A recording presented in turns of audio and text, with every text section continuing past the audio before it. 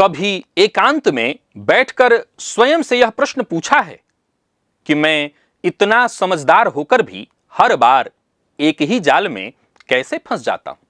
व्यापार में एक धोखेबाज साझेदार से अलग हुआ और अगली बार ठीक वैसे ही स्वभाव वाले व्यक्ति पर फिर से आंख मूंद कर विश्वास कर लिया।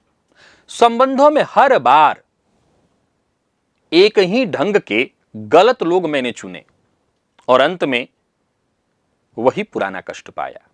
दुनिया को उत्तम सलाह दे लेता हूं, परंतु अपनी बारी आते ही अपने ही बनाए चक्रव्यूह में फंस जाता हूं। आज इस पहेली का उत्तर मैं आपको देने वाला हूं आपकी कुंडली से।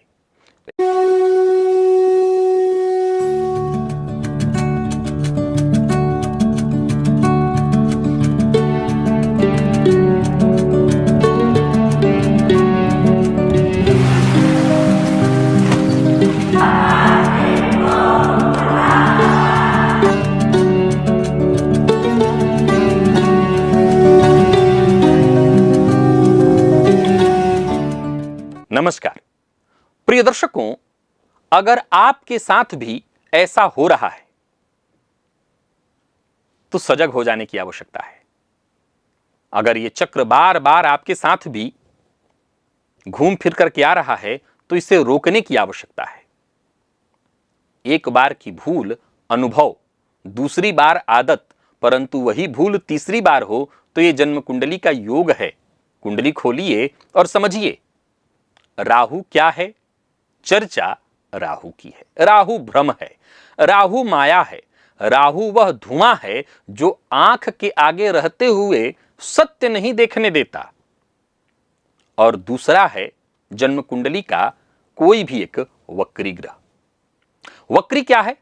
वक्र का अर्थ है पीछे, पीछा, उल्टा या पीछे की ओर चलना। जो ग्रह आकाश में उल्टी चाल चलते दिखे उसका गूढ़ अर्थ है अतीत की ओर लौटना, पिछले कर्मों का कोई अधूरा हिसाब लेकर के चलना। अब जब सोचिए कि एक ही भाव में राहु, धुआं और वक्री ग्रह एक साथ मिल जाए तो फिर क्या होगा? यही पुनरावृत्ति बार बार होने लगेगी। जी हां, आज का सिद्धांत है जन्म कुंडली में राहु अगर किसी वक्री ग्रह के साथ युति बनाकर के बैठ जाए तो वो जो भी ग्रह होगा उस ग्रह से संबंधित, जिस भाव में होगा उस रिश्ते से संबंधित, जातक को जीवन में बार बार धोखा मिलेगा और लाख समझाने के बाद जातक फिर धोखा खाएगा, फिर धोखा खाएगा, फिर धोखा खाएगा। यानी इस चक्र में आप कभी कुछ सीख नहीं पाएंगे। ये पीड़ा आपको होगी, स्मृति आपकी रहेगी, आप सावधानी भी थोड़ा सा बरतने का प्रयत्न करेंगे, लेकिन अगली बार फिर वही परिस्थिति होगी, वही परिस्थिति आपको खींचेगी और फिर आप यही करेंगे। ये राहु का हिसाब है। वही जाल बार बार नए रंग से रंग करके जाल को फिर आप पर डालेंगे और हर बार आप उसमें फंसते जाएंगे। विश्व वही होगा भीतर वाला, सीसी हर बार बदल जाएगी। आइए, अगर आप समझदारी दिखाएं तो शायद इसमें फंसने से बच जाएं। हां, हो सकता है अब आपकी कुंडली में राहु तो हर भाव हर किसी कुंडली में है, पर कोई वक्री ग्रह राहु के साथ ना हो तो बात अलग है। सवाल यह उठता है कि मेरी कुंडली में राहु और वक्री ग्रह तो नहीं है, पर फिर भी मैं ऐसा करता हूं। हां, उसके कई और सारे कारण हो सकते हैं। आप भावना प्रधान होंगे, आप जल तत्वीय लग्न के हो सकते हैं, आप जल तत्वीय राशि के हो सकते हैं, आप चंद्रमा प्रधान व्यक्ति हो सकते हैं, राहु आपकी कुंडली में लग्न से संबंध बना रहे हों, ऐसा हो सकते हैं। लेकिन आज चर्चा उन लोगों की है जिनकी कुंडली में राहु चाहे गुरु से या शनि से या वक्री बुध से, ये तीनों ग्रह में वक्री, तीनों वक्री से संबंध बना रहे हों। तो आइए इस सिद्धांत को जरा समझने का प्रयत्न करते हैं। कई बार हम जब पहली बार कोई कार्य करते हैं तो आप ये गलती जब होती है, सामने वाला धोखा देता है, तो हम समझते हैं कि भाई पिछली बार तो हमारी परिस्थिति इतनी मजबूत नहीं थी, हमारी मजबूरी थी सामने वाले से जुड़ना। लेकिन जब आप सीख लिए, समझ लिए और तब भी आप यही कह रहे हैं, क्योंकि बहुत से ऐसे लोग हैं जिन्होंने करोड़ों की पूंजी लगाई, संबंध बनाया और सब अंत में हाथ से उनके निकल गया। और आश्चर्य कि मनोविज्ञान भी इस घटना को जानता है वो इसे दोहराव की बाध्यता कहता है। प्रिय दर्शकों, जन्म कुंडली में राहु और वक्री ग्रह, जांचिए इस सिद्धांत को, जिस किसी भाव में होंगे, राहु और वक्री ग्रह जिस किसी भाव में होंगे, उस भाव से संबंधित, उस रिश्ते से संबंधित ऐसी परिस्थिति जातक के जीवन में आएगी कि वो रिश्ता इसको छलेगा, वो ये रिश्ता इसको धोखा देगा। उदाहरणार्थ, अगर ये युति कुंडली के छठे भाव में बनी हुई है, जो कि रोग रिपु ऋण का भाव है, तो ऐसा जातक जीवन काल में एक व्यक्ति से धोखा खाया, ऋण देकर पैसा फंसाया, फिर अगली बार देगा। एक शत्रु जिस पर भरोसा किया, शत्रु ने उसके पीठ पीछे उसको नुकसान पहुंचाया और फिर उसी पर भरोसा कर लेगा। आप आजमा करके देख लीजिए, आप आजमा करके देख लीजिए। यही राहु वक्री बुध के साथ युति बनाए हुए हैं, वक्री बुध के साथ। तो ऐसे लोग जिसको भी उधार माल देंगे व्यापार में, वो लौटाएगा नहीं। एक दो को देकर रोएंगे, फिर 2 महीने के बाद किसी दूसरे के मीठे वचनों में आकर के फिर से देंगे। अगर बुध है तो ऐसा दिखाई पड़ेगा। राहु के साथ अगर वक्री शुक्र हो तो जातक प्रेम या विवाह के मामले में बार बार ऐसे व्यक्ति को चुनेगा जो उसका मानसिक और आर्थिक शोषण करेगा।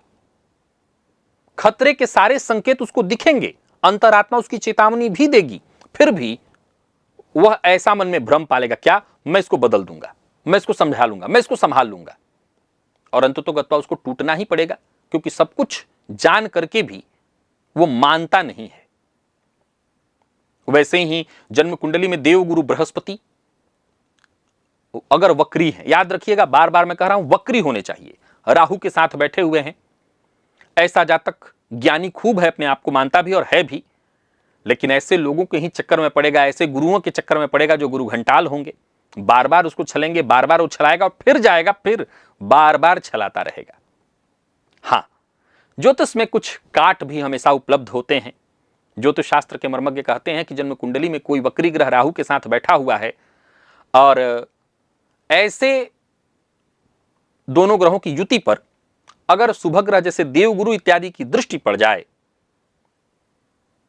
तो कुछ हद तक इस मामले में अंतर देखने को मिल सकता है, परेशानियां कम हो सकती हैं।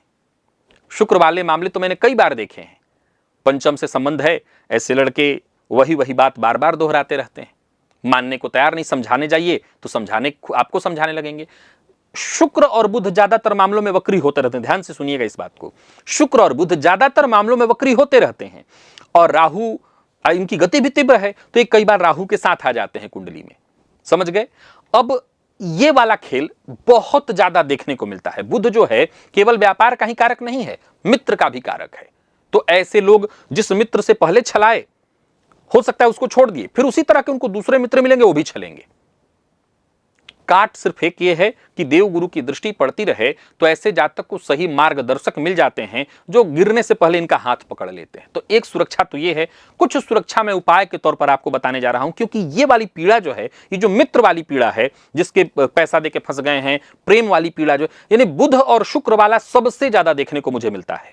गुरु वाले भी दिखाई पड़ते हैं, गुरु वाले भी दिखाई पड़ते हैं, लेकिन वो थोड़ा कम है। बुध और शुक्र सबसे ज्यादा। हो सकता है कई सारे ऐसे दर्शक होंगे जिनकी कुंडली में यह होगा, वक्री बुध या वक्री शुक्र राहु के साथ।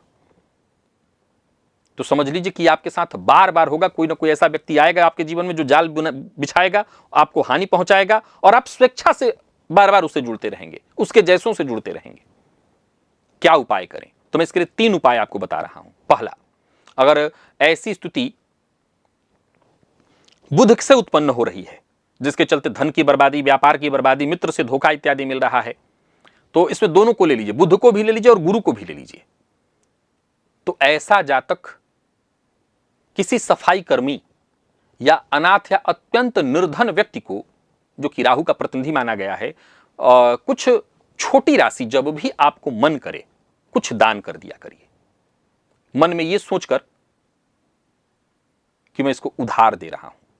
ध्यान से सुनिए, उसको ये लगे, देखिए हम मानव हैं और स्वार्थी भी हैं, अपनी रक्षा हेतु हमें बहुत कुछ करना पड़ता है। तो आप उसको क्या मतलब है कि आप उसको दान दे रहे हैं कि उसको उधार दे रहे हैं, क्या फर्क पड़ता है, उसको तो कोई मतलब है नहीं। आपको बस यही मन में सोचना है कि मैं तुमको उधार दे रहा हूं, और दे के भूल जाइए। एक तरह से अपने ही हाथों आपने राहु को शांत करने का रास्ता बना लिया। एक डूबा हुआ ऋण देकर के हमको लौटाना नहीं उससे जो है, वक्री ग्रह का हिसाब छोटे स्वरूप में आपने कर लिया, लाखों का धन बच जाएगा डूबने से। दूसरा है राहु के साथ वक्री शुक्र, यह संबंधों में बार बार परेशानी लाएगा। शुक्रवार के दिन कपूर, इत्र, थोड़ा सा इत्र लेना है और इसको बहते जल में प्रवाहित करना है। सीसी मत डालिएगा, सीसी नहीं डालना, नुकसान हो जाएगा। केवल इत्र को गिराना है, उसमें से कपूर डालना है और इत्र झाड़ देना है। यह भी राहु के और शुक्र के ये जो विषैलेपन है, जो ऐसा रिश्ता आपके जीवन में आ रहा है जो बार बार आपको नुकसान पहुंचा रहा है, उससे आपको बचा देगा ये।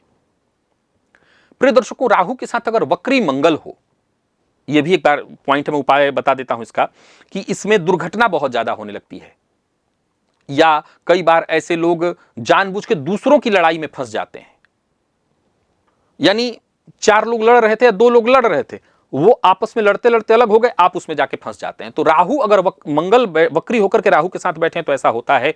तो अगर स्वेच्छा से अगर सक्षम हो तो रक्तदान समय समय पर किया करिए, रक्तदान करिए। इससे 2-3 चीजें आपकी होंगी, दुर्घटना, मुकदमा इत्यादि में अगर आप परेशान हो रहे हो तो बच जाएंगे।